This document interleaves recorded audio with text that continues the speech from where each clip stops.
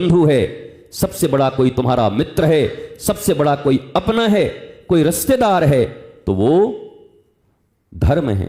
साधु जी आए हैं, अगर वो बैठना चाहें स्वामी जी तो उनके लिए व्यवस्था कर दीजिए, आगे बिठाकर आसन देकर। तो धर्म ही, सभी को उठने की जरूरत नहीं है, धर्म ही तुम्हारा मित्र है। और उस धर्म का परित्याग करके तुम अगर मित्रता अपनाओगे, तुम अगर रिश्तेदारी निभाओगे, तुम अगर परिवार के संबंधों का निर्वाह करोगे, तो ये निश्चित समझो यह अधार्मिक कर्म या धर्म के विमुख होना तुम्हारी कभी रक्षा नहीं कर सकता। धर्म सापेक्ष जीवन जीना है तुम्हें, धर्मयुक्त जीवन जीना है तुम्हें, और केवल कहने के लिए नहीं। जय सिया राम, जय श्री राम। अरे कई को जय श्री राम कह रहे हो भाई? श्री राम के एक आचरण का पालन कर रहे हो? श्री राम के उन भाइयों के आचरण का पालन कर रहे हो जहां एक मिनट में रिश्तेदारी छोड़ने में नहीं लगती, वो धर्म के साथ खड़े हो जाते हैं, और तुम अधर्म करते हुए भी श्री राम कर रहे हो। शायद इसी पर कबीर ने कभी टोका होगा, माला फेरत जुग गया मिटा न मन का फेर, और करका छाड़ी के मन का फेर। ये इसलिए कहा होगा, कबीर कोई नास्तिक नहीं है। कबीर के हाथ में खुद ही इतना बड़ा टोपी और हाथ में माला लेके बैठे रहते हैं, सब समय खुद ही जपते रहते हैं राम राम राम।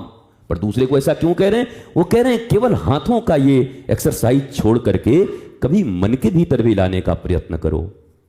बस वो आपको एक डायरेक्शन दे रहे हैं, इंडिकेट कर रहे हैं, वो विरोध ही नहीं है। कई लोग कबीर ने तो बखिया उधेड़ दी। कुछ नहीं, बखिया क्या उधेड़ दिया? उस समय की समाज की अवस्था ऐसी थी, इसलिए उसी भाषा में वो बात कर सकते थे। अगर प्रेम की भाषा लोगों को समझ में आती तो उस प्रेम की भाषा में भी वो समझा सकते थे। और आखिर कबीर ने यह बात क्यों कही होगी? अभी जो मैंने कहा, कबीरा कबीरा क्या रटत है, चले यमुना के तीर, इक इक गोपी प्रेम में बह गए कोटि कबीर, इक इक गोपी प्रेम में बह गए कोटि कबीर। कबीर झुंझला गए एक दिन, कबीर कबीर कबीर कबीर कबीर, क्या कबीरा कबीरा रट रहा है? कबीर कबीर कर रहा है, अहंकार कर रहा है सिर्फ। चल यमुना के तीर पर। बोला क्या देखें गुरुजी? बोला जमुना के तीर चल, एक एक गोपी प्रेम में बह गए कोटि कबीर। मेरे जैसे करोड़ों कबीर एक एक गोपियों के प्रेम में बह गए। चल के गोपी का प्रेम का आधान कर ले जीवन में। वृंदावन में तुम हो प्रेम का आधान करने के लिए, वृंदावन में तुम हो ज्ञान और वैराग्य का आधान करने के लिए। भक्ति माता है, ज्ञान वैराग्य पुत्र हैं। भागवती लोग इस भागवत को सुनाते रहते हैं, न भागवती को समझ में आ रहा है, न सुनने वाले को समझ में आ रहा है। न ज्ञान वैराग्य से इनको मतलब है, और न ही भक्ति से मतलब है। इसलिए आप तो इस होली को यादगार मनाओ मेरे प्यारे भारतवासियों। सनातन संस्कृति के इस होली को मनाओ आप, और अपने बच्चों तक को बताओ कि मेरे प्यारे बच्चों, ये होली सिर्फ पिचकारी लेके रंग डालने का नहीं है। ये सब करना, मस्ती करना, पटाखे फोड़ना, सब करना, लेकिन पहले गहराई से बिठा करके उनको सिखाओ। कहो कि ये होली क्यों मनाई जा रही है, इसके कारण क्या हैं, रीजन क्या है। बोला रीजन यही है, 5 वर्ष का एक बालक धर्म पथ पर चलता था, उसका पिता ही उसका विरोधी हो गया था, बुआ भी विरोधी हो गई थी, गुरु भी जो बेचारों को मिले वो भी उल्टा सीधा पढ़ाते थे। संडामर्क, संड और अमर्क, दो गुरु थे उनके। संडामर्क विश्वविद्यालय में पढ़ाते थे, और दोनों ही उल्टा पुल्टा पढ़ाते थे। और प्रहलाद जी जब आपका सीधी बात करते तो पूछते उनके मित्र, यार तू भी इसी स्कूल में पढ़ता है, मैं भी इसी स्कूल में पढ़ता हूं, तो ये सब बातें कहां से सीखता है? ये तो किसी क्लास में है ही नहीं, सिखाई नहीं जाती। ओ बच्चे, इतना वीडियो बना के क्या करेगा लाला? सुन ले, बस एक बार लगा दे, प्रहलाद बन जा। 5 वर्ष में प्रहलाद बन गया तो वीडियो ही खाली बनाएगा। तो 5 वर्ष की आयु में प्रहलाद ने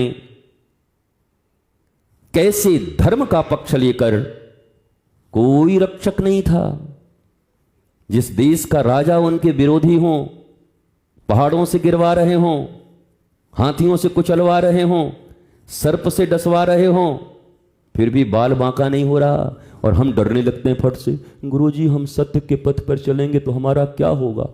वही होगा जो प्रहलाद का हुआ था। और हमारे जो विरोध में पड़े हैं उनका क्या होगा? वही होगा जो हिरण्यकश्यपु और होलिका का हुआ था। तुम काहे को चिंता कर रहे हो? तुम तो सत्य पथ पर चलो, धर्म पथ पर चलो। धर्म तुम्हारा रक्षक है, ये कोई और रक्षा नहीं कर सकता तुम्हारे। ये तुम्हारे देह की भी रक्षा नहीं कर सकते, तुम्हारी गेह की भी रक्षा नहीं कर सकते, तुम्हारी मानसिकता की रक्षा नहीं कर सकते, तुम्हारे चरित्र की रक्षा नहीं कर सकते, तुम्हारी बुद्धि की रक्षा नहीं कर सकते, तुम्हारे अहंकार की रक्षा नहीं कर सकते। ये तुम्हारे किसी चीज की रक्षा नहीं कर सकते। सबकी रक्षा धर्म करेगा। और धर्म इसी होली में अपना लो, रंग भी खेलो और भीतर भी रंग खेलो। ऐसा रंग खेलो कि अब कोई भी बाहर से आए एल्युमिनियम पेंट लेके तो उसका कलर तुम पर न चढ़े, तुम पर श्याम रंग लग जाए। ऐसा श्याम रंग लग जाए कि अब दोबारा किसी रंग का जगह ही नहीं। यही होली है। और वृंदावन की होली तो कम से कम यही है। और वृंदावन की क्यों, पूरी दुनिया की होली यही है, जिसमें श्याम रंग चढ़ जाए हमारे ऊपर। उस श्याम के रंग में रंगो। इन इंद्रियों के गुदगुदी में कब तक दौड़ोगे? कहां कहां जाओगे? कौन रक्षा करेगा?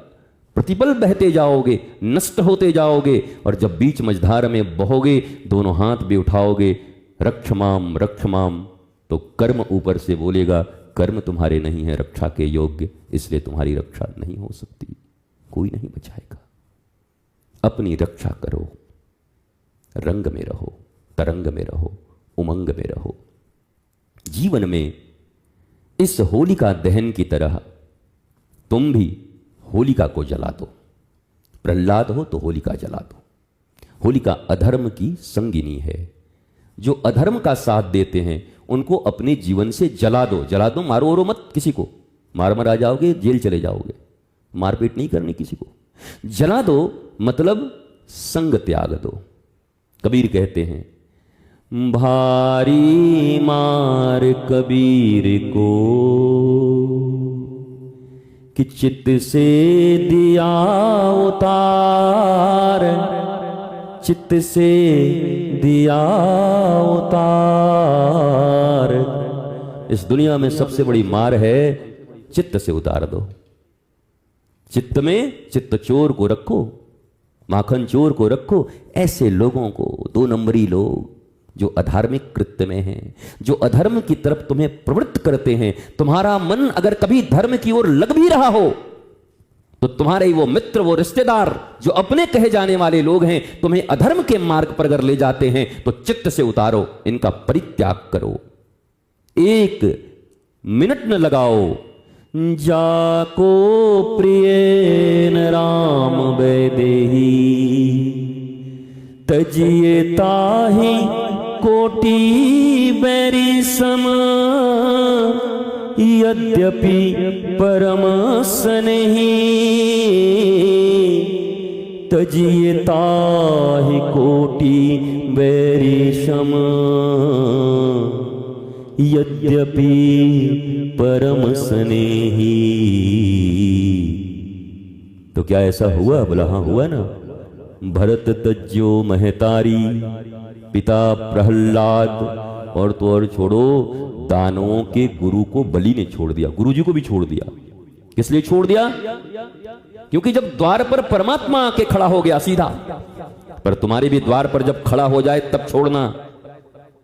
रिश्तेदारों के लिए मत छोड़ना, इन कंकालों के लिए।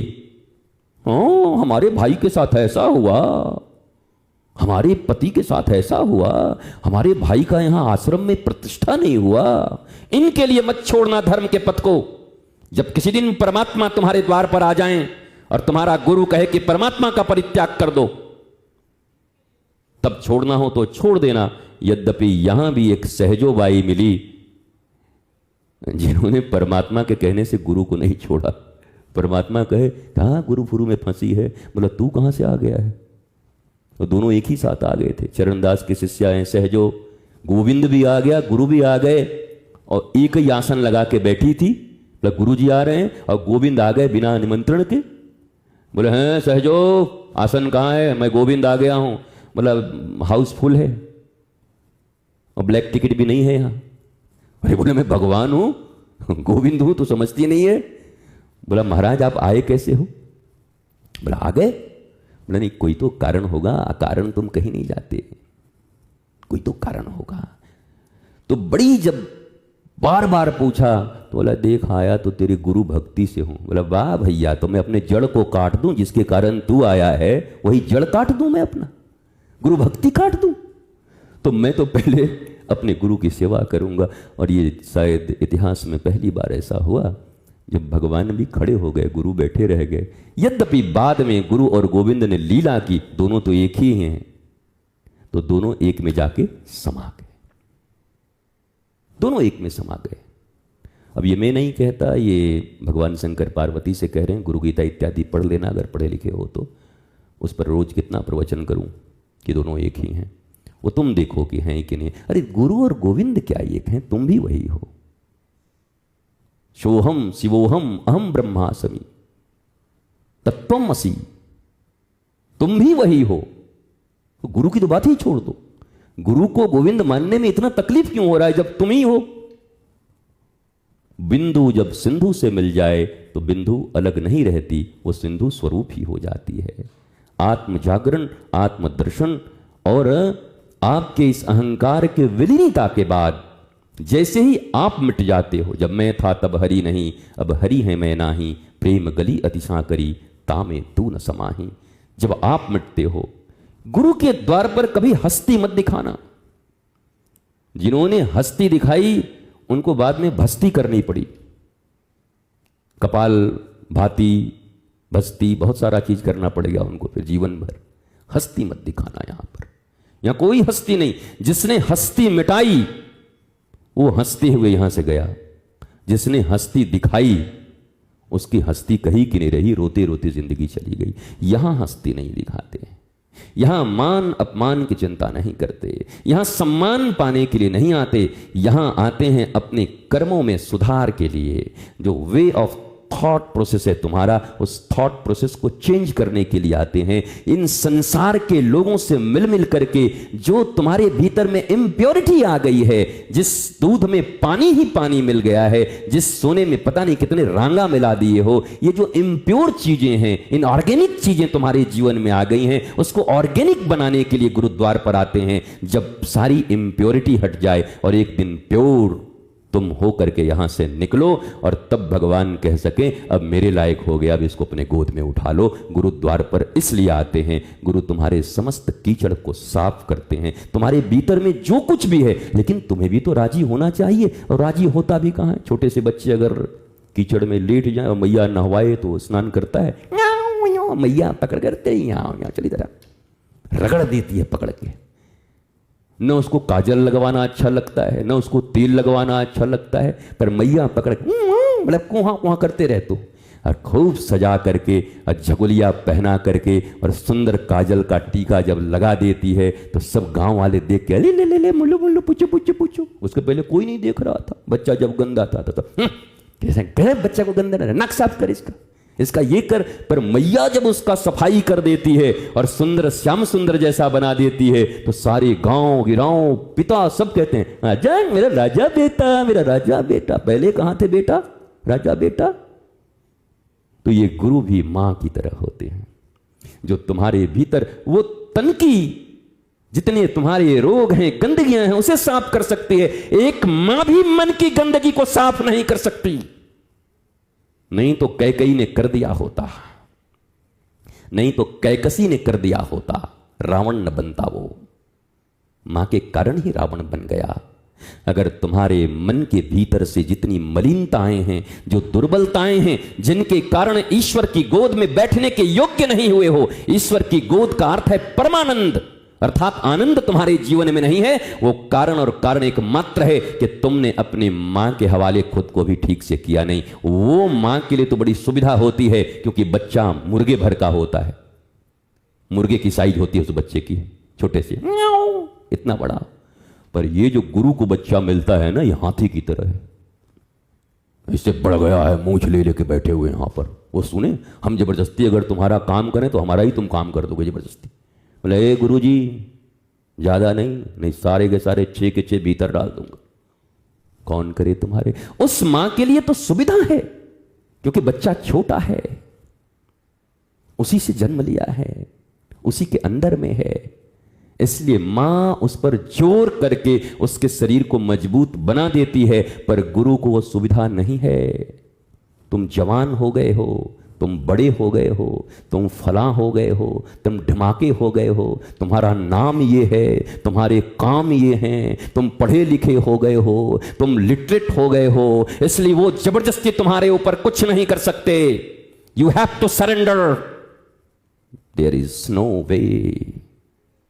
अगर तुमने पूर्ण सरेंडर नहीं किया, पूर्ण समर्पण नहीं किया, कोई गुरु तुम्हारे ऊपर कभी जबरदस्ती नहीं करेगा, क्योंकि तुम उनके ही शत्रु हो जाओगे, और शत्रु होके उनका ही बंटाधार कर दोगे किसी दिन तुम। इसलिए यहां तो गुरु महान नहीं, शिष्य महान होता है। जिसने समर्पण किया वो महान है। अगर उसने समर्पण कर दिया तो कोई दो मत। ये समर्पण कोई किसी चीज का नहीं है, ये मत समझो हम क्यों झुके। ये झुकना ये है, अपनी गंदगी को हटाना कोई झुकना होता है? अपनी नाली की सफाई करनी कोई झुकना होता है? नहीं, हम झुकेंगे नहीं, हमारे नाली में कीड़ा पड़ते रहे। ऐसा देखा है किसी को? हमारे घर में कीड़े बजबजाते रहे, हम झाड़ू नहीं लगाएंगे, झुकेंगे नहीं। कमाल है भाई। हम बर्तन में कीड़े पड़ जाएं, हम नहीं धोएंगे। मत धो, मरो, वो तुम्हारी मर्जी है। अगर तुम सफाई चाहते हो तो तुम्हें झुकना होगा। झुकोगे तब वो प्रेम का रस पिला सकते हैं, तब वो ज्ञान का रस तुम्हें पिला सकते हैं। तुम ना झुकोगे, उनके पास कोई उपाय नहीं है। तुम बड़े हो, तुम्हारे पास बुद्धि है, और यही बुद्धि तुम्हारे भ्रष्ट होने का कारण है।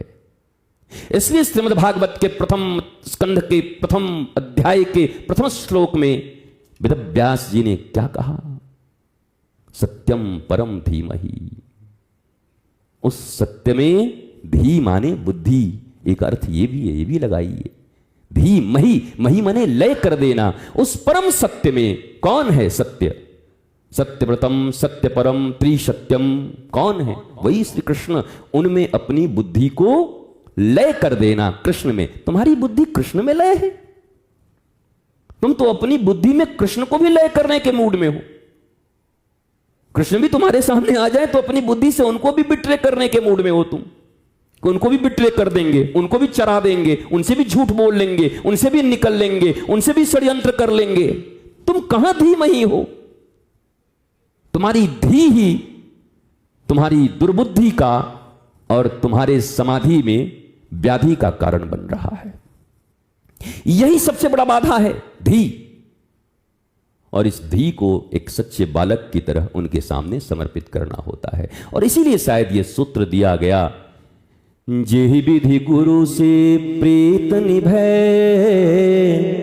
कीजे सोई सोई काज। आप हमको बता दीजिए गुरु जी, हमको क्या क्या करना है, बताइए तो। बताते भी तो नहीं हमको क्या क्या करना है। अरे क्या तुम बच्चे हो कि तुमको बचाएं? क्या करना है? इतने बालक हो तुम, ये तुम्हारी ड्यूटी है, इट्स योर ड्यूटी। जही विधि गुरु से प्रीत निभै, कीजे सोई सोई काज। और जिस विधि से उनसे प्रीत निभता नहीं, प्रीत टूटती है, प्रीत अलग होता है, वो मत करो। यह सिंपल सा फंडामेंटल कार्य तुम्हें करना है, यह सिंपल सा फंडा तुम्हारे पास है। उसके बाद भी तुम पूछते हो हमको आप समय से कुछ बताते नहीं हो। क्या बताऊं, क्या कहूं? कोई भी गुरु बेचारा क्या करे? कबीरदास कह रहे हैं गुरु बेचारा क्या करे? तो आपको ही समर्पित होना होगा, दूसरा कोई उपाय नहीं है, तीसरा कोई उपाय नहीं है। पर तुम अगर समर्पित हो गए तो रोज जो गाते हो, गुरु परिपूर्ण समर्पित तू हो जा, धोखा कभी नहीं खा सकता। लक्ष्मण रेखा सत्संग की हो तो रावण कभी नहीं आ सकता। अब तो होता ये हर पल आभास है, मेरा गुरुवर सदा ही मेरे साथ है। जिसने जानी है महिमा गुरु की, उसका डूबा कभी ना जहाज है।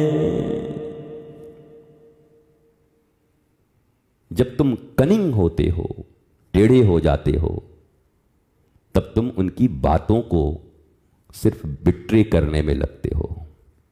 एक वकील की तरह जिरह करके, वकील का काम क्या है? भारतीय अनुच्छेद में छेद करना। जितने अनुच्छेद हैं उसमें से छेद करके बेल निकाल देगा, वो जमानत दिला देगा आपको। आप भी वही करते हो। हाँ, आप ये कहे थे तो हम सोचे कि ऐसे। तुम सब समझते हो, तुम्हारा दिल समझता है, तुम्हारी बुद्धि समझती है, तुम्हारा हृदय समझता है it's wrong, it's not good, but तुम स्टिल उसी कर्म को करते रहते हो, वही काम करते रहते हो, और उसके बाद कहते हो हम क्या करें, हमको समझ नहीं आता। कैसे समझा? शास्त्र खोल लो, शास्त्र पढ़ो, नाम करो, अजपा जप करो, इस जप से भी बुद्धि खुल जाएगी। न तुम जप कर पाते हो, न तुम तप कर पाते हो, न तुम उनको सुन पाते हो, न समझ पाते हो, न मानने को राजी हो। क्या होगा तुम्हारा? कैसे होली, कैसे होगी तुम्हारी होली? बहुत है पोली, अभी बहुत खोली है तुम में, होली कैसे होगी? होली के लिए श्री प्रहलाद जी की तरह तुम्हें अपने जीवन में निष्ठा रखनी होगी। दो काम थे प्रहलाद के पास। पिता ने पूछा, है जिंदा रहना चाहता है? हाँ। तो जिंदा रहना चाहता है तो मैं जो कहता हूं स्वीकार कर ले, नारायण को गाली दे, और नहीं तो अभी तुझे हाथी से कुचलवाऊंगा। 10 तक गिनता हूं, निर्णय ले ले। 1 2 3 4 5। प्रहलाद ने कहा, महाराज 1 गिने थे तभी हमने निर्णय ले लिया। क्या? बोला हम नारायण के साथ रहेंगे, तुम्हारी जो औकात करो। और बोला बड़ा बेकार आदमी है यार, ये तो सुनता ही नहीं है। हम 10 तक गिन रहे हैं, 1 में ही निर्णय दे दे रहा है। बोला हमने 1 में निर्णय ले लिया, मैं नारायण के साथ हूं, आपको जो बने कर लो। कर लिया, कुछ नहीं हुआ। बुआ ने कहा, सुन, अगर मेरी बात मान जाता है और मेरे भाई को परेशान नहीं करता अपने बाप को, तो कल तुझे पुआ खिलाऊंगी। पुआ मान जा, मालपुआ। तो प्रहलाद ने कहा, गिनती गिन बुआ, तू भी गिन। बोला 1 2। बोला बुआ हो गया क्या? बोला हम तो नारायण की बात सुनेंगे, तेरे को भी जलाऊंगी। प्रहलाद ने कहा, कोई बात नहीं, ट्राई कर लो। सुबह सुबह जब आया ना उधर से, सुबह सुबह, रात में जल गए, तो आया सुबह से राजा हिरण्यकश्यप। कहां है बहन होलिका? तब तक छोटा सा एक बालक निकला, टुडुंग टुडुंग टुडुंग, पिताजी प्रणाम। तू? बुआ कहां गई? बोला बुआ तो रात में धुआं हो गई। अरे बुआ धुआं हो गई? हे भगवान, मैं तुझे धुआं करने वाला था। बोला मुद्दई लाख बुरा चाहे तो क्या होता है? वही होता है जो बजरंगबली चाहते, हनुमान जी चाहते। तेरे चाहने से क्या होगा? बुआ धुआं हो गई, मरमरा गई।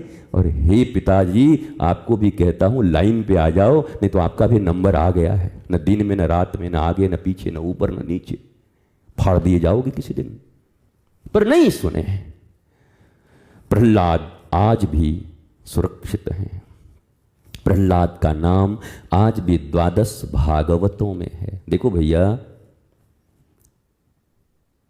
समय पर जब इंद्रियां जोर करें, मन कहीं और खींचे, तो उसी समय तपस्या की जरूरत होती है।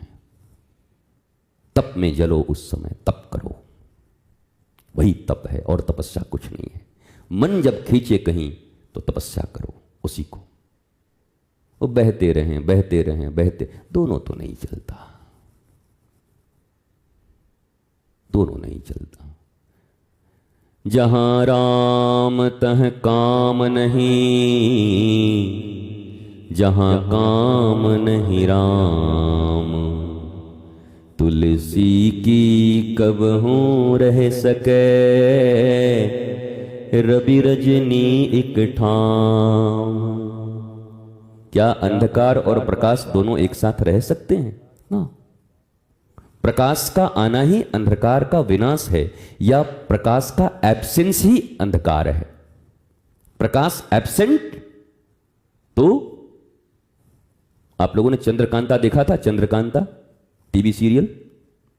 हाँ, यक्कू अंधेरा कायम रहे, अज्ञान कायम रहे। प्रकाश नहीं, ज्ञान नहीं तो अंधेरा कायम है।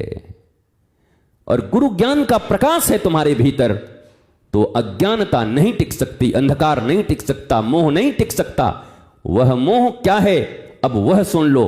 गोस्वामी जी के अनुसार, तुलसीदास के अनुसार, राम का नाम लेने वालों ध्यान से सुन लो। मोह सकल व्याधिन कर मूला, मोह सकल व्याधिन कर मूला। सकल व्याधियों का मूल क्या है? जड़ क्या है? मोह। लोग कहते हैं गुरुजी हमें कोई खराब, थोड़ा सा मोह है तो मोह खराब है क्या? अरे सारे व्याधियों का जड़ है, मरोगे, बेमौत मारे जाओगे, और कह रहे हो थोड़ा सा मोह है? क्या गोस्वामी तुलसीदास से ऊपर हो गए तुम? गोस्वामी तुलसीदास कहते हैं मोह सकल व्याधिन कर मूला। जिंदगी में जितनी भी व्याधियां हैं, रोग हैं, दुख हैं, तकलीफें हैं, डिफीट हैं, सॉरोज हैं, कैलेमिटीज हैं, वो सब के सब केवल और केवल मोह के कारण है। मोह ही रावण है। और तुम कहते हो मोह थोड़ा है तो खराब है क्या? अब हम गोस्वामी जी से अलग लाइन लें, अलग से रामायण लिखे हम तुम्हारे लिए, कि नहीं नहीं तुम्हारे लिए 30% छूट है, कोई बात नहीं, कलयुग है, छूट दे दें तुमको 30%। जो यूनिवर्सल ट्रूथ है वो यूनिवर्सल ट्रूथ है, जो शाश्वत है वो शाश्वत है, जो नियम है वो नियम है। वस्तु शक्ति ज्ञान की अपेक्षा नहीं करती। जहर में मारने की क्षमता है, तुम्हें ज्ञान है या नहीं है उससे कोई फर्क नहीं पड़ता। खाओगे तो मर जाओगे, जानकर खाओगे तब भी मरोगे, अनजाने में खाओगे तब भी मरोगे। वैसे ही कहता हूं, जानकर गुरु का अगर आपने सम्मान कर लिया और अपने अपमान इत्यादि का सहन करते हुए सरेंडर कर दिया तब भी तर जाओगे, और अनजाने में प्यार करके भी समर्पण कर दिया तब भी तर जाओगे। जान के करो अनजाने में करो, उसका परिणाम तुम्हें मिलेगा ही, जानने की भी जरूरत नहीं है। नहीं तो होता है ऐसे, कोई गलती से जहर खा जाए और वो कहता है सॉरी जहर मैंने तुमको गलती से खा लिया यार, मारना मत। भाई साहब नहीं नहीं बिल्कुल नहीं मारेंगे, आप गलती से खा लिए। फाड़ देगा भीतर पूरा भाई साहब को। वो गलती से खाओ चाहे सही से खाओ, जहर को नहीं कह सकते सॉरी भाई साहब पॉइजन जी गलती से खा लिया, पॉइजन का है, गलती से आपको ले जा रहे हैं, अब गलती से अगली बार फिर जन लीजिएगा, अभी चांस खत्म आपका। तो you have to alert, you have to attentive, always alert रहो। नहीं हो सकते ये दोनों काम।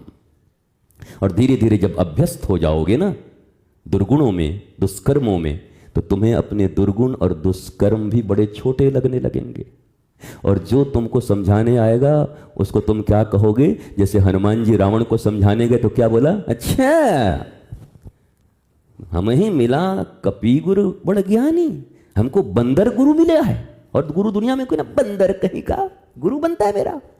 बताओ हनुमान जी महाराज ज्ञानी नाम अग्रगण्यम सकल गुण निधानम वानरा नाम धीशम रघुपति प्रिय भक्तम वातात्मजम नमामि मनोज्वम मारुत तुल्य वेगम जितेंद्रियम बुद्धिमतम वरिष्ठम।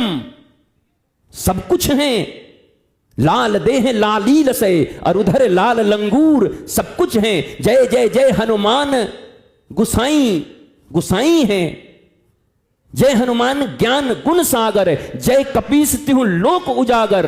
राम दूत अतुलित बल धामा, अंजनी पुत्र पवन सुत नामा। महावीर विक्रम बजरंगी, कुमित निवार सुमत के संगी। कंचन बरन विराज सुवेशा, कानन कुंडल कुंचित केसा, हाथ वज्र अरु ध्वजा विराजय, कांधे मूंज जनेऊ अरु साजय, शंकर सुवन केसरी नंदन, तेज प्रताप महाजगबंदन, विद्यावान गुणी अति चातुर, राम काज कर बेको आतुर, प्रभु चरित सुन बेको रसिया, राम लखन सीता मन बसिया। कितने गुण हैं, कितना गुण है उनके पास, बताओ। इतने विशेषण, इतने गुण हैं, और वो क्या कह रहा है? हमको बंदर गुरु मिला है? वाह बेटा, मेरा नाम रावण है, पुलस्त कुलोद्भव हूं मैं, पुलस्त कुल ऋषि में कुल में आया हूं मैं, चारों वेद का ज्ञाता हूं मैं, शंकर जी की रोज रुद्राभिषेक करता हूं मैं, शिव तांडव स्तोत्र का रचना किया है मैंने, मैं राइटर भी हूं, लिरिक्स भी मेरा, म्यूजिक भी मेरी, और सिंगर भी मैं, तू मुझे सिखाएगा बंदर? हनुमान जी ने कहा ये गया अंदर। जिसने ज्ञान भगवान शंकर के अवतार को बंदर कह रहा है, ये गया अंदर, अब बना छछंदर, अब इसका कोई नहीं है, इसकी जिंदगी समाप्त हो गई। तो जब तुम्हें कोई समझाता है तो तुम्हारे दुर्गुण, तुम्हारे पाप, तुम्हारी अज्ञानता, तुम्हारे इंद्रियों के जो चुलबुलियां हैं, वो तुम्हें कहते हैं हम ही सबसे गलत हैं क्या, हम ही सबसे गड़बड़ कर रहे हैं क्या, है मेरे से क्या गलती हो रहा है, अरे चलो एक आध गलती तो सबसे होता है ना, एक दो गलती हो भी गया तो क्या हुआ, सब मेरे ही पीछे क्यों पड़े रहते हैं? अरे माई बाप तुम्हारे पीछे कोई नहीं पड़ा है, कोई नहीं, तुम तुम्हारे पीछे पड़े हो अपना नाश करने के लिए, तुम अपने परिवार के पीछे पड़े हो उनका नाश करने के लिए, तुम तुम्हारे मित्रों के पीछे पड़े हो उनका नाश करने के लिए, तुम्हारी संगति में जो जो रहेगा उसका सर्वनाश होगा, तुम्हारा तो होगा ही। हम तो जाएंगे सनम, तुमको भी ले डूबेंगे, तुम जिसके साथ हो उसको ले डूबेगे। और तुम कह रहे हो हमने क्या किया है? हर अपराधी को लगता है हमने क्या किया है, हमने क्या किया है। और एक बड़ी खराब बात है इस दुनिया में, यह कह के विश्राम देता हूं, क्योंकि होली का ये संपूर्ण लोग होली भूल जाएंगे मनाना, हमारा प्रवचन सुनेंगे, बाप रे बाप इतना कठोर।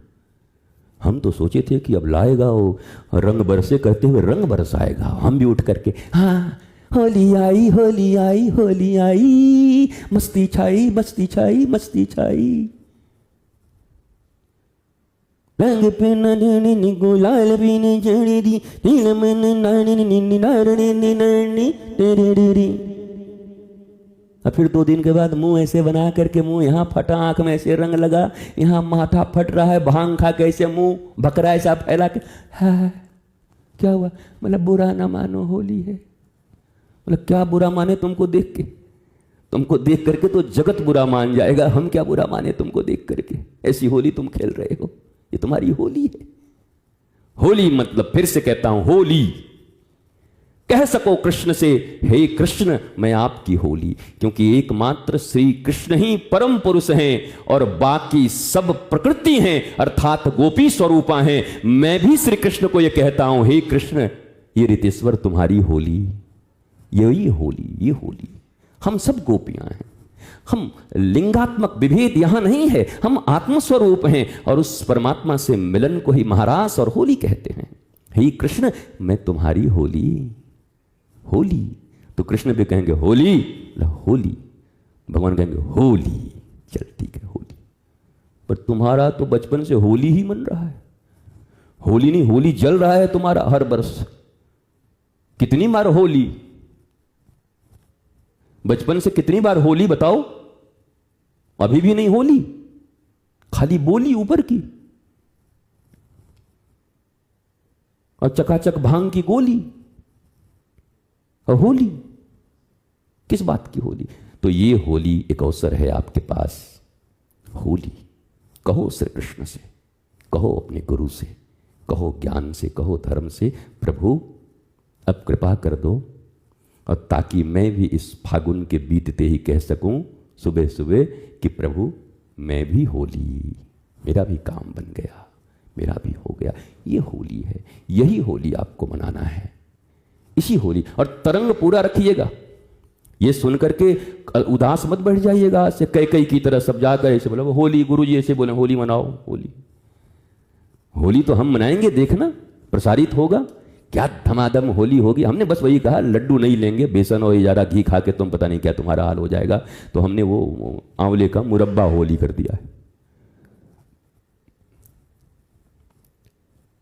मुरब्बा होली, आंवला होली, और भी जो अच्छी अच्छी चीजें होंगी उसकी होली मनाएं। गन्ना होली खेलेंगे। लठ होली से बढ़िया है गन्ना ले आओ इस बार, और देख गन्ना गन्ना चलाएं, और अंत में फिर अपने दांतों की जोड़ दिखाओ कितना कॉलगेट किए हो, जरा देखें क्या दांत है तुम्हारे, दम है कि दांत ही निकल जाता है।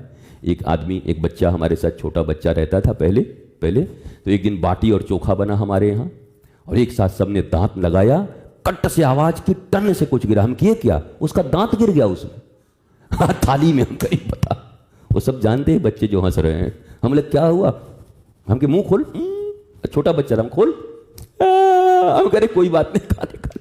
तो दांत को पॉकेट में रखा, मुंह खुला किया, हम के खा ले, कल फिर लगा दिया जाएगा, बाटी मत छोड़, मौका जो आया उसको खा ले। तो वो होली मनाइए, आनंद करिए। आनंद में कोई कमी ना हो, लेकिन आनंद परमानेंट हो, 2 दिन का नहीं हो, 1 दिन का नहीं हो। मौज नहीं, आनंद में कन्वर्ट करो। ये सदा मनता रहे, जहां रहे वहां मनता रहे, जिससे मिले उससे मनता रहे। 2 दिन के बाद कर्ज, उधार, लोगों से लड़ाइयां, फिर वही चीजें, फिर तो काय का होली है भाई, किस लिए है। ये तो ऐसी बात हुई कि तकलीफ हुआ तो 2 पैग लगा गए, 4 घंटे के लिए भूल गए सब, मुझे पीने का शौक नहीं, वो बोल खत्म होगा। नहीं नहीं नहीं, ये बेहोश होने का काम मत करो, बेहोश होने से कुछ नहीं होगा। होश में रहो, जागरण में मनाओ इस होली को। तो प्रहलाद जी ने जैसे होली मनाई, होलिका जल गई, और जब सुबह सब आए तो सब बच्चों ने मिलकर के क्या किया, वो जो राख था जिसमें अधर्म जल गया था, असत्य जल गया था, उस राख को लेकर के सबने एक दूसरे को तिलक लगाया। वो होली थी। तुम भी हवन करके सुंदर हवन का तिलक लगाओ प्रातः काल, भगवान के नाम से मंत्रों से हवन करके, और सुंदर तिलक का पहले वो सुबह उठते उठते मुंह कचौड़ा जैसा बना के और जरे हुए मोबिल ला के मुंह में पोत दी, नाक में घुसेड़ दिए, मर गया बेचारा। बताओ ये होली है? तो सुंदर तिलक लगाएं, होली है। मैं होली, और पूछिए आप होली? बोला हाँ जी मैं भी होली। होली? बोला होली होली होली होली होली, ऐसा। अब बुरा न मानो होली का अर्थ ये है, ये नहीं कि पटक दो किसी को नाली में, बुरा न मानो होली है। बुरा न मानो, हम डंडा उठा लेंगे, बुरा मानने की तो बात छोड़ो, नाली में पटकोगे। बुरा न मानो, बुरा न मानो होली का अर्थ है मैं कृष्ण प्रेम में डूबने को राजी हो चुका हूं, और अब मुझे किसी बात का बुरा नहीं मानना है। कोई मान दे, सम्मान दे, अपमान दे, मैं तो कृष्ण की हो चुकी, मेरे तो गिरधर गोपाल दूसरो न कोई। ये हुआ बुरा न मान। अपने को कहना है, हम दूसरे को बुरा न मानो होली है, ये थोड़ी होली। ये किसने मनवा दिया है राक्षसों की होली? खुद को कहो कि अब मुझे बुरा नहीं लगता, अब मैं कृष्ण की शरण में हूं, अब मुझे कोई कुछ कह दे, कुछ भी कर दे, मेरी दृष्टि तो कृष्ण की ओर रहती है। सुदामा को कोई गाली दे रहा है, कोई ताली दे चाहे गाली दे, हम हो चुके गोधुली बिहारी के। कोई भला कहे चाहे बुरा कहे, हम हो चुके रमण बिहारी के। गुरुपद सेवा धर्म हमारा, काम न दुनियादारी से। ठाकुर हमरे गोधुली बिहारी, हम हैं गोधुली बिहारी के। ये है बुरा न मानो होली है। मैं उनका हो लिया, अब मुझे किसी बात का बुरा नहीं लगता। तुम मेरे अनुरूप चलते हो कि नहीं चलते हो, मुझे कुछ बुरा नहीं लगता। तुम मेरी बातें सुनते हो कि नहीं सुनते हो, मुझे कुछ बुरा नहीं लगता, क्योंकि मैंने बुरा न मानो होली खेल लिया है पहले, अब मैं बुरा नहीं मानता। तुम किस मार्ग पर जाओगे, मुझे कुछ बुरा नहीं लगता। मैं मेरी तरीके से धर्म का व्याख्यान करता रहूंगा। अपनाना न अपनाना फिर भी तुम्हारे हाथ में है। मेरी बहुत बहुत शुभकामना आप सबको। खूब दिव्यता पूर्वक होली बनाइए। गन्ना मार होली, इस बार लठ मार नहीं, गन्ने ले आओ। ये गन्ने यहाँ से खरीद के मत ले आना, ये लकड़ी रखते हैं केवल, ये बाहर वाले लकड़ी में पानी डाल डाल के इतना फुला देते हैं, उसी में धीरे से चीनी मिला कर ले, वो गन्ना का रस पियो। कोई रस है महाराज? बढ़िया कहीं खेत में मोटा गन्ना मिल जाए, सोई 10 20 50 गन्ना ले आइए, और फिर गन्ने को एक दूसरे के ऊपर तोड़ दीजिए। मान लीजिए 40 लोग हैं, 20 गन्ना आया, तो कैसे होगा? तोड़ दो, देव एक गन्ना किसी को 2 भाग हो जाए, दोनों बांट लो आपस में, गिले भैया एक तुम्हारा एक हमारा, तो 20 का 40 हो जाए गन्ना। तो गन्ना होली खेलो, मुरब्बा होली खेलो, और जो जो चीज अच्छे लगते हैं, अच्छे मतलब यानी बर्गर पिज्जा होली मत खेलो, सब खतरनाक चीज है, डोमिनोज के बेकार 2 नंबरी चीज। सुंदर चीजें, प्राकृतिक चीजें, जो अभी फ्रूट जो अभी सबसे ज्यादा अच्छा मिलता वो फ्रूट होली खेलो, फ्रूट उठाओ, होली है ऐसे फ्रूट मारो, बेचारा खाए भी होली भी बनाए, ऐसी होली मनाओ, सुंदर होलियां मनाइए, खूब सुंदर रंग ले आइए, अगर आपके पास हैं फूलों के रंग बनाइए। और नहीं तो 24 या कल भी शायद यहाँ होली है, मुझे उतना ज्ञात नहीं, कल से ही है, पर जब होली होगी तो आप देखेंगे कम से कम 10 प्रकार के रंग बनते हैं हमारे यहाँ बड़े बड़े पारात में। पर कैसा, हमने तो रंग एक आदमी को लगाया वो खाने में लग गया, हम की क्या कर रहा है, बोला चुकंदर और ये है गुरुजी टमाटर, हम की बड़ा गजब आदमी है भाई, हम लगाते जा रहे हो खाते जा रहा मुंह में, बढ़िया जम के खाया। तो ऐसी चीज न लगाने में बुरी है न खाने में बुरी है। ठाकुर जी के साथ होली खेलने की मर्यादा भी यही है, मर्यादित होली खेलिए, आनंदित होली खेलिए, श्रेष्ठ होली खेलिए। इसके बाद भी इसमें कुछ न कुछ होलिका, कुछ न कुछ सूपनखा, कुछ न कुछ पूतना और कुछ न कुछ ये सब जमासुर बकासुर बैठे होंगे, वो धीरे से रंग खरीद ले आएंगे, वो केमिकल वाला, अपने भी लगा लेंगे और दूसरे को भी लगा देंगे। तो सुंदर रंग लगाइए, सुंदरता के साथ इस बार होली खेलते हैं। मेरे भारतवासियों, आप सब भी जहां हो ऐसी ही होलियां खेलो। 1 किलो टमाटर महंगा है तो गाजर ले आओ, अभी तो गाजर सस्ता चल रहा है ना, गाजर को ऐसे करो, बांटो खूब बढ़िया से और लगाओ गाजर को महाराज। और 1 गिलास लेकर के किसी को बोलो होली खेलोगे, और गिलास लेकर के पी जाओ, बोला हो गया, अंदर खेलूंगा इस बार, बाहर नहीं खेलूंगा, बाहर बहुत होली हुई है, इस बार अंदर होली होगी। सो जूस पी जाओ महाराज, आनंद ले लो उसका। तो विभिन्न तरीके से होली मनाइए, और पूर्ण होली वही है जो मैंने कहा, कृष्ण का होना है, धर्म का होना है, शाश्वत होना है, सत्य का होना है, प्रेम का होना है, आनंद का होना है, आह्लाद का होना है, यही होली है। इस होली पर आप सबको बहुत शुभकामनाएं। भगवान श्री राधा कृष्ण की कृपा आप पर सदा बनी हुई है। आप अंधे हैं, नहीं ले रहे हैं, थोड़े आँख खोलिए, लेने की जरूरत है। मैं ये नहीं कहूँगा कि भगवान राधा कृष्ण की कृपा बरसती रहे, ये कहना भगवान के ऊपर आरोप लगाना है। बरसती रहे मतलब नहीं बरस रही, हर पल बरस रही है। वो कौन सा लाइन है, एक राधे तेरी चरणों में रहमत क्या, हाँ?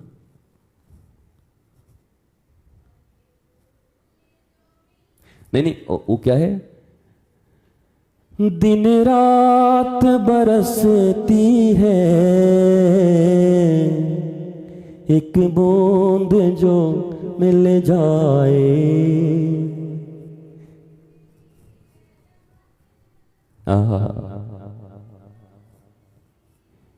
तो दिन रात बरसती है ये।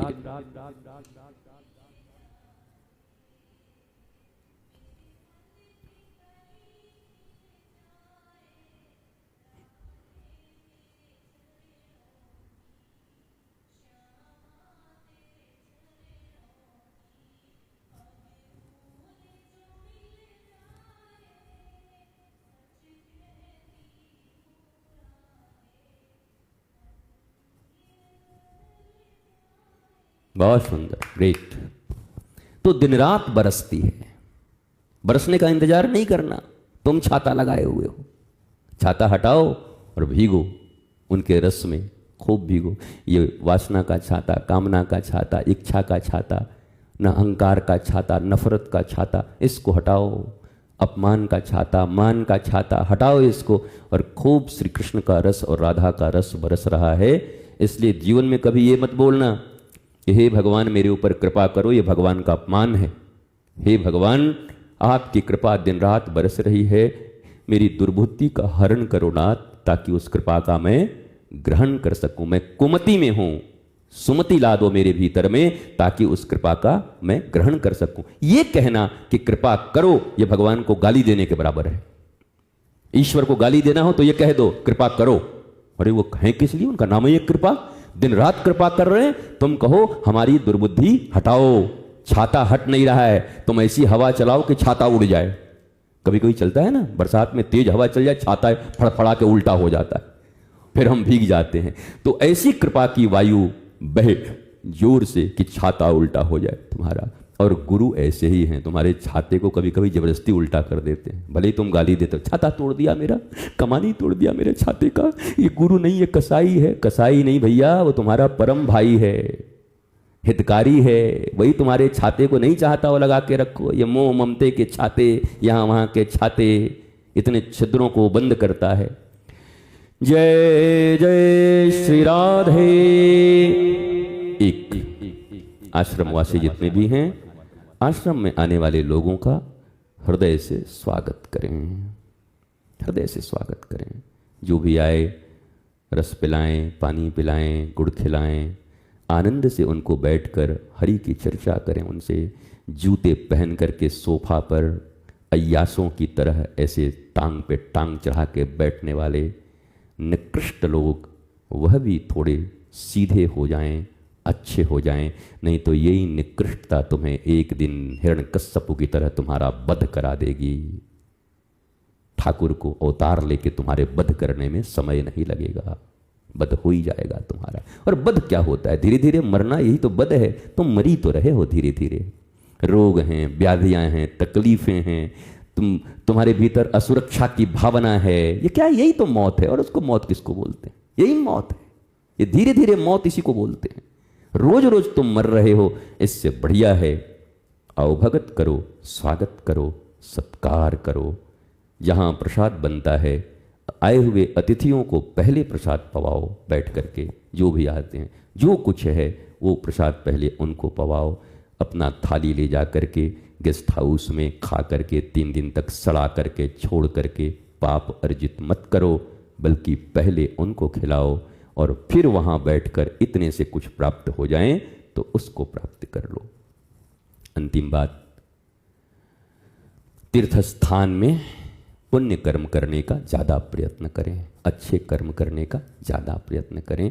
लख गुना हो करके ये बढ़ेगा और भगवान के चरणों के करीब आपको ले जाएगा, भगवान की भक्ति आपको प्रदान करेगा। जितने पुण्य कर सकते हो उतना प्रयत्न करो यहाँ पर पुण्य करने का।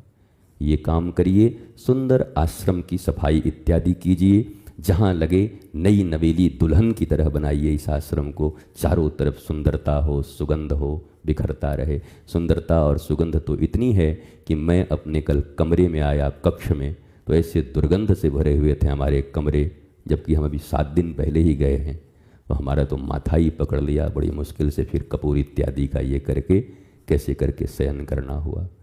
तो धीरे धीरे जब ये स्थिति पहुंच जाती है, पड़ोसी के घर में आग लगी है तो आग तुम्हारे घर में भी पहुंचेगी। अब आग मेरे घर तक पहुंच चुकी है, मेरे कक्ष तक आ चुकी है, इसलिए मैं ज़्यादा अलर्ट हो गया हूँ। ये लगी हुई आग अब बिल्कुल मुझ तक पहुंच चुकी है, इसलिए स्वयं को बचाना हर मनुष्य का प्राथमिक कर्तव्य है। इसलिए मैं जग कर अपने आप को बचाने का प्रयत्न कर रहा हूँ। आपसे भी निवेदन है, आप भी अपने को बचाइए। जहाँ रहिए स्वच्छ रहिए, शुद्ध रहिए, पवित्र रहिए।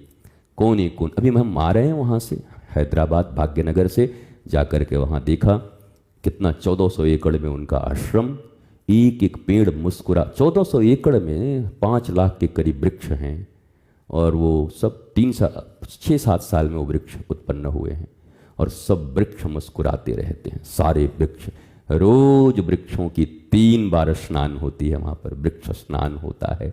और तुम यहाँ पर आरतियों में कहते हो वृंदावन के वृक्षन को मरम न जाने कोई, और जहाँ डाल डाल और पात पात पर श्री राधे राधे होए, और उनकी तरफ एक दृष्टि तक नहीं करते, कभी उन पत्तों की तरफ देख करके राधा रानी के रस का अनुभव तक नहीं करते, कभी उनकी सेवा करने की जहमत भी नहीं उठाते। इसी आश्रम में रहते हो, खाते हो, लाभ उठाते हो, और आश्रम के राधा रानी के प्रति ऐसी दुरावस्था तुम्हारे जीवन में है, उनके श्राप से कहाँ जाओगे, कहाँ रह पाओगे?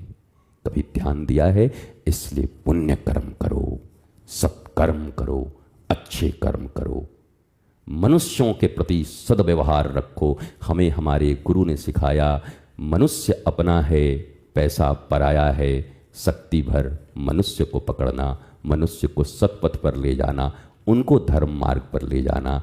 हम पैसे पकड़ने के लिए यहाँ पर जन्म नहीं लिए हैं, हम वृक्ष और सामान पकड़ने के लिए यहाँ पर जन्म नहीं लिए हैं, हम सम्मान बढ़ाने के लिए यहाँ पर जन्म नहीं लिए हैं। इस वृंदावन धाम में आकर के वास करने का एकमात्र हमारा लक्ष्य है, आए हुए मनुष्यों के भीतर में, हमारे भीतर जो कृष्णा अनुराग है वही आग उनके भीतर में हम ट्रांसफर कर दें, ताकि उनके भीतर भी भगवान के प्रेम की ज्योति जल जाए। इसके लिए हम वृंदावन में निवास करते हैं। यह कर्म भी तुम करो, इस कर्म के लिए तुम रहते हो। जो निरंतर श्रीमद् भागवत का अध्ययन कर रहे हैं, उचित हमारे योग्य माधव दत्त जी शास्त्री जी के द्वारा उन सभी विद्यार्थियों से अनुरोध है कि दिव्यता के साथ अपने संस्कृत संस्कृति का पठन पाठन का कार्य करते रहें।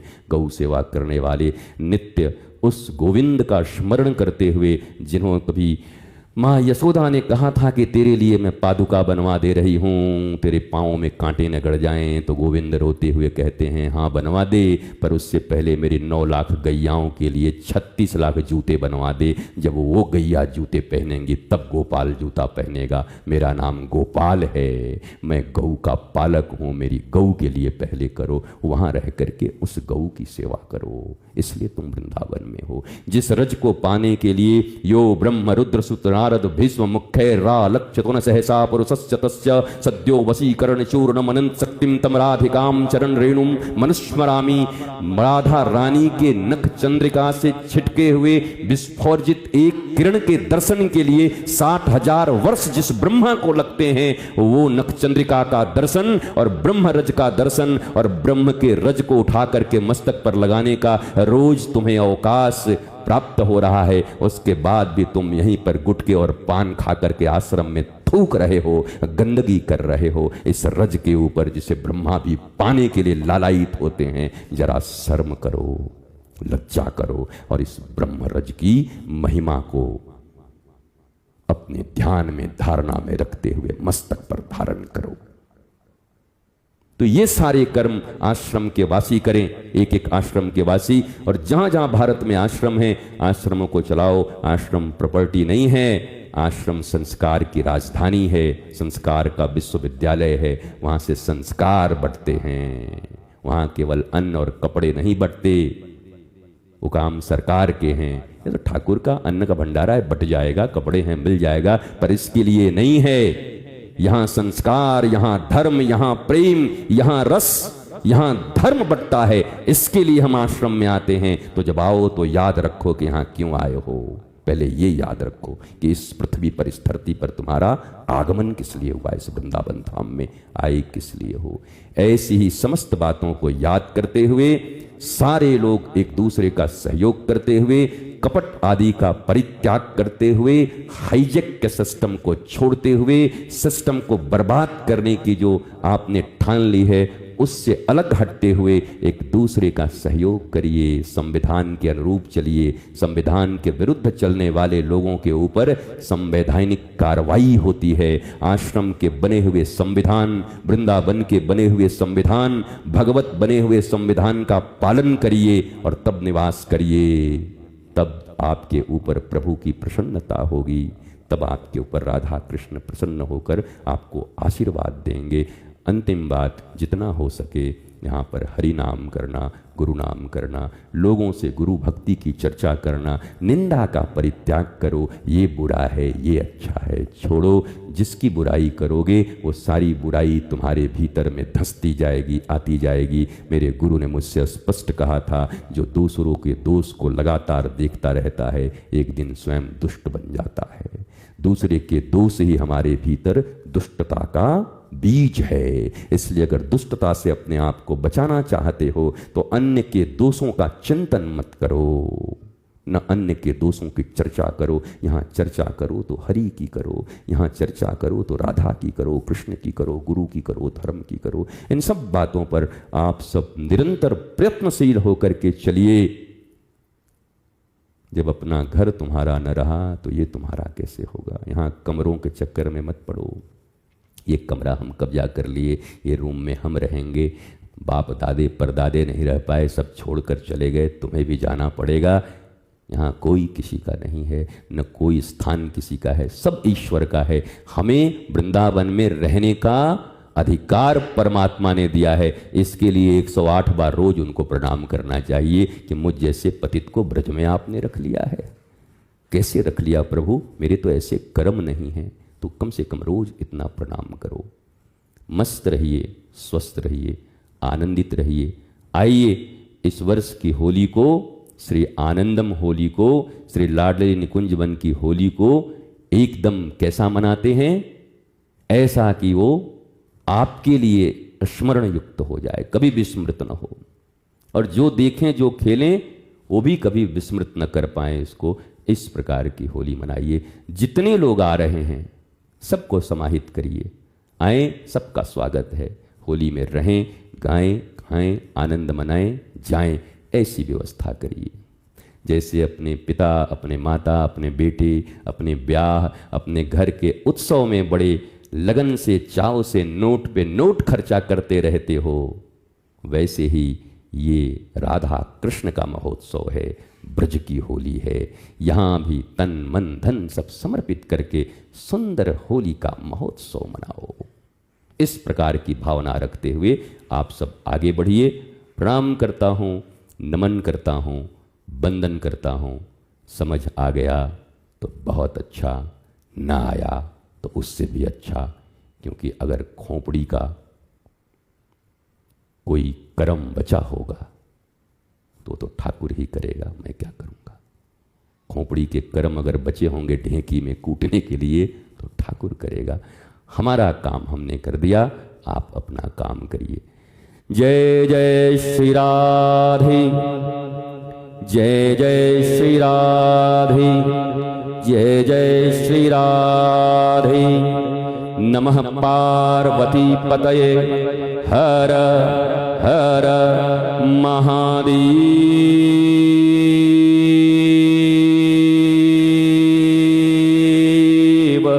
शंभो शंभो शंभो।